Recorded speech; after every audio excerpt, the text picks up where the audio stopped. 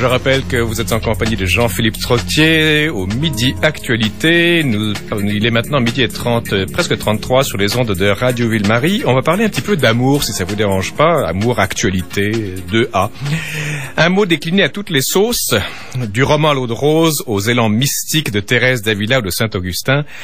Un mot qui rime merveilleusement bien avec sourd, quand il est pratiqué tout seul, ou avec toujours, quand il est assumé culturellement, avec ses limites et ses contraintes. Un mot qui, curieusement, plus on en parle, plus il est galvaudé.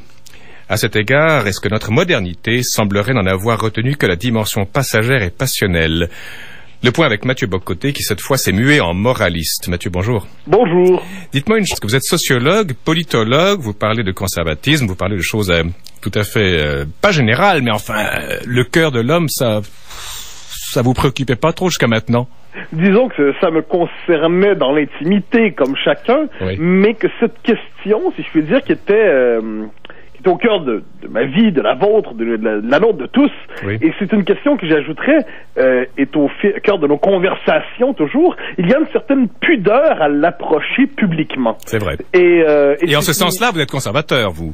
Oui, effectivement, là, il y a une certaine pudeur bourgeoise dont je me réclame, qui fait en sorte que publiquement, les émotions s'attachent un peu. C'est ça. Donc, évitons d'en abuser. S'attache, comment vous écrivez que les émotions s'attachent? S' ou CCDIA? Oh, T-A avec ça circonflexe. D'accord, s'attache. Pas avec ça circonflexe, T-A-C-H-E. Alors, s'attache un peu, donc c'est un peu salissant publiquement, oui. Et on cherche toujours à faire le travail de pensée politique, de pensée sociale, de travail de raison. Mm-hmm. Or, alors, salissons-nous un petit peu, là. Des questions fondamentales qui touchent à la condition humaine, qu'on a l'habitude de chasser du débat. Pourquoi? Parce qu'une certaine mièvrerie de notre époque, parce qu'un certain discours publicitaire les a relégués à la chronique du courrier du cœur. Oui. La question de l'amour est une question pour le courrier du cœur. On doit la traiter en la page 57 du journal, où une bonne dame va se confier sur l'état actuel de ses amours et quelqu'un lui répond pour lui donner des conseils. Et il y a quelques mois, je me mets à relire quelques bouquins, en lire d'autres, deux d'entre eux principalement, L'amour et l'amitié d'Alan Bloom, oui. Et un cœur intelligent et Si l'amour durait d'Alain Finkielkraut. Oui. Et je suis frappé à ce moment, premièrement, à quel point certaines intuitions que je pouvais avoir pour moi-même sont portées par un travail philosophique, un travail sociologique de première qualité, celui de Bloom, celui de Finkielkraut. Rappelez-nous, s'il vous plaît, excusez-moi, je vous interromps, Mathieu, à côté. Finkielkraut, vous en parlez souvent ici, c'est un intellectuel français. Alan Bloom? C'est un grand philosophe américain, grand professeur, je veux dire, qui a cherché à maintenir vivante dans l'université, dans l'espace public, la tradition des humanités. Il se tournait vers les grands textes classiques, il remontait jusqu'à Platon, et ensuite il lisait Shakespeare, il lisait Rousseau, il lisait Stendhal, il lisait Balzac, oui. Et il examinait une forme d'anthropologie du cœur humain à travers ça, sur les sentiments fondamentaux. Il explorait les sentiments fondamentaux. Oui. Et à la lecture de ces textes, il y a comme une espèce de croisement des intuitions que je ne portais pas publiquement et des textes remarquables qui creusent ces intuitions. Et la question, c'est la suivante, finalement. Qu'est-ce que notre époque fait du sentiment amoureux? Qu'est-ce qu'elle fait de l'amour? Notre époque, comment peut-elle s'approprier cette question? Comment y réfléchir intelligemment? Comment se délivrer d'une certaine tyrannie facile du sentiment primaire et obligatoire? Comment toutefois réfléchir à l'amour, aux conditions culturelles de l'amour, aux conditions sociologiques de l'amour, aux conditions historiques de l'amour? Se peut-il que le sentiment amoureux, qui est universel, se culturalise, se donne culturellement, socialement, de manière très contrastée d'une civilisation à l'autre, d'une époque à l'autre? Mais... c'est la question que je me suis posée dans quelques textes, et c'est la question que je me poserai dans plusieurs textes qui viendront. Mais Mathieu Bock-Côté, vous rendez compte que vous dégonflez toute la balloune de l'amour avec un grand A, l'amour-passion. Si vous subordonnez l'amour à des conditions culturelles, sociologiques, historiques, anthropologiques, ça fait un petit peu plate, non, Aimé? Pas vraiment. Non? Parce qu'il y a une donnée de base, on pourrait distinguer, c'est ce que j'ai fait dans quelques papiers, la distinction du sentiment amoureux et de l'amour. Oui. Le sentiment amoureux, je crois qu'il est partout présent dans toutes les cultures, à toutes les civilisations, à toutes les époques. C'est l'élan du cœur. Oui. C'est ce qui fait d'un coup, de manière un peu inexplicable, de manière un peu mystérieuse, d'un coup, le cœur s'enflamme pour quelqu'un. Donc, c'est ce qu'on pourrait appeler la charge passionnelle, le déclencheur. Et c'est présent dans toutes les cultures, c'est présent, je dirais que ça fait partie du cœur humain. Mais qu'est-ce que notre civilisation fait de ce sentiment premier? Comment peut-elle le traiter? Et là, il y a quelque chose d'assez intéressant, c'est qu'on peut dire qu'il y a une histoire de l'amour qui peut s'écrire.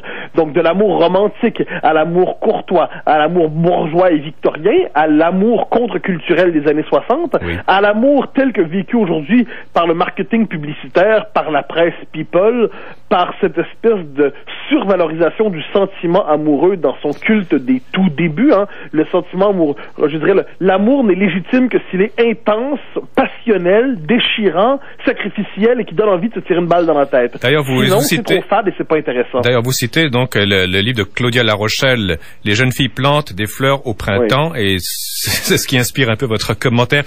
Une chose, Mathieu Bock-Côté, je résume ce que vous dites. Il y a deux formes il y a deux niveaux d'amour. Le sentiment amoureux qui est le coup de foudre, la passion, le côté sexuel immédiat, et l'amour qui, lui, s'explique de façon culturelle, qui est conditionné par tout un environnement historique, culturel, anthropologique, sociologique, psychologique. Très juste. Ben, voilà, ça c'est la distinction fondamentale. La question qu'on peut se poser, c'est comment notre époque construit-elle, je dirais politiquement en un sens, mais culturellement, sociologiquement, l'amour. Oui. Donc, que fait-elle du sentiment amoureux? Et je crois qu'il y a une singularité à notre époque, c'est un héritage, encore une fois, des 40 dernières années, c'est que nous avons travaillé à déconstruire l'amour tel que nous le connaissions, c'est-à-dire une capacité de s'inscrire à deux en société, dans la durée, autrement dit de transcender le premier moment de l'élan passionnel et de s'inscrire en société à deux à partir d'un projet qui fait le pari de la durée. Et c'est quelque chose d'assez étrange par rapport à notre époque qui veut voir l'amour autrement. Elle le réduit au sentiment amoureux et elle dit la chose suivante: deux amants un tel rapport si passionnel qu'ils veulent se délivrer de la société pour vivre dans une presque fusion mystique leurs sentiments, leurs désirs et ainsi de suite. Le problème, c'est qu'une telle définition du sentiment amoureux ne peut durer que quelques jours, quelques heures, à la rigueur quelques années, et ensuite c'est appelé à s'affadir. Et notre époque qui ne tolère pas l'affadissement du sentiment, notre époque qui ne tolère pas, autrement dit, que l'élan passionnel se mue en autre chose, eh bien, qu'est-ce qu'on voit à travers ça? Eh bien, ça fait qu'aucune relation n'est aujourd'hui durable. C'est la question fondamentale posée par Finkielkraut. Et si l'amour durait? Et il semble bien qu'à notre époque, nous ne croyons plus que ça soit possible. Mathieu Bock-Côté, j'ai l'impression que il y a une formule que beaucoup de psychanalystes utilisent, qui a l'air facile un petit peu, mais qui, je pense, convient à votre propos. Il y a le travail de l'amour, parce que ça doit se travailler dans la culture, ça doit s'élaborer.